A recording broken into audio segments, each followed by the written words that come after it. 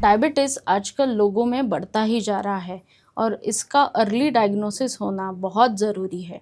इसीलिए उसके सिम्पटम्स, उसका टेस्टिंग, इन चीज़ों के बारे में पता रहना भी बहुत ज़रूरी है। तो आज का मेरा टॉपिक है, हम डायबिटीज़ को घर पे कैसे चेक कर सकते हैं। तो आजकल मार्केट में बहुत अच्छे डायबिटीज़ मेजरिंग किट्स अवेलेबल हैं।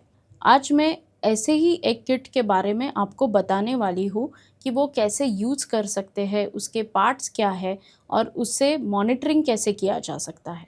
तो पहला है ग्लूकोज़ मॉनिटर। ग्लूकोज़ मॉनिटर यानी कि ये मशीन है जिसमें आपको शुगर की वैल्यूज़ का पता चल जाएगा। इसमें 3 इंडिकेटर्स होते हैं, ब्लू, ग्रीन और रेड। जिस पे जो एरो आता है, इस मशीन के स्क्रीन पे एक एरो आता है शुगर टेस्टिंग के बाद। अगर वो एरो ब्लू पे आता है, इसका इंडिकेशन है कि आपकी शुगर लेवल कम है। ग्रीन पे आता है तो आपकी शुगर लेवल नॉर्मल है और अगर रेड पे आता है तो आपकी शुगर लेवल हाई है। दूसरा पार्ट है लैंसेट, जिससे आपको प्रिक लेनी है और इस लैंसेट के साथ आता है एक प्रिकिंग पेन, जिसको हमें इस लैंसेट को ऐसे इस प्रिकिंग पेन में फिट करना रहता है। तो ये प्रिकिंग पेन को एक कैप रहती है जिसको हमें निकालनी रहती है इस तरीके से और इसमें डालना होता है लैंसेट। ये लैंसेट का जो ऊपर वाला हिस्सा है इसको बोलते हैं कैप, जिसको हमें रिमूव करनी होती है at the time of pricking और उसके बाद ये जो अपर वाली प्रिकिंग पेन की कैप है उस पर फिट करनी रहती है।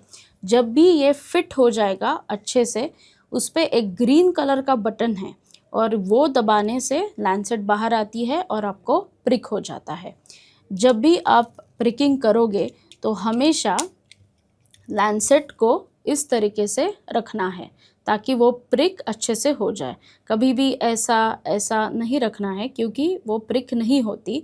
तो आपको एक 45 डिग्रीज़ का एंगल मेंटेन करके वो लैंसेट का प्रिक लेना है।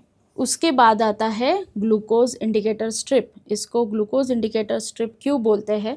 क्योंकि जब भी ब्लड आता है तो यहाँ पे एक छोटा सा चैनल रहता है जिससे वो ब्लड अंदर चला जाएगा और जब भी आप ये स्ट्रिप इस मशीन को फिट करोगे इस तरीके से, तो ये पूरा इंसर्ट होगा और उसके बाद आपको ये ग्लूकोज़ मॉनिटर पे रीडिंग्स आ जाएंगे। तो इस तरीके से हमें ये मशीन को लोड करना है और उसके बाद हमें ग्लूकोज़ मॉनिटर पे लेवल्स आ जाएंगे।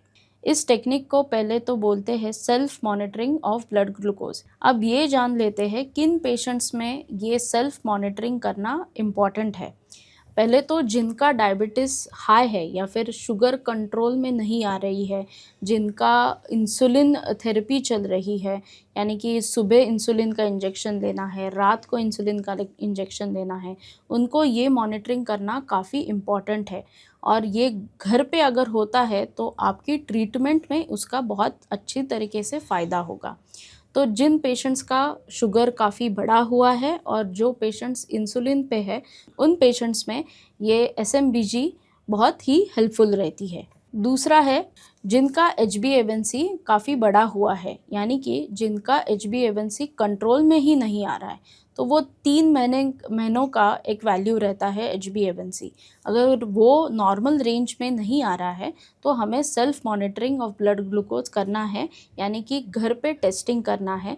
तो ही आपको पता चलेगा कि आपकी शुगर कैसे अप डाउन हो रही है और उसका इम्पैक्ट HbA1c पे कैसे हो रहा है। अगला है जो पेशेंट्स को ओबेसिटी का प्रॉब्लम है और उनको डायबिटीज़ है, उनको डाइट बताया जाता है, उनका शुगर मॉनिटरिंग किया जाता है क्लिनिक्स में।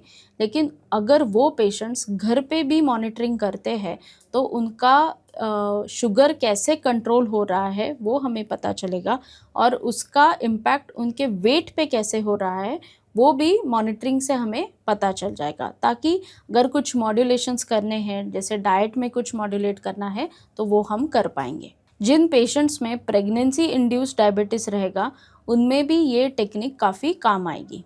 अब कुछ इम्पॉर्टेंट टिप्स हम याद रखते हैं।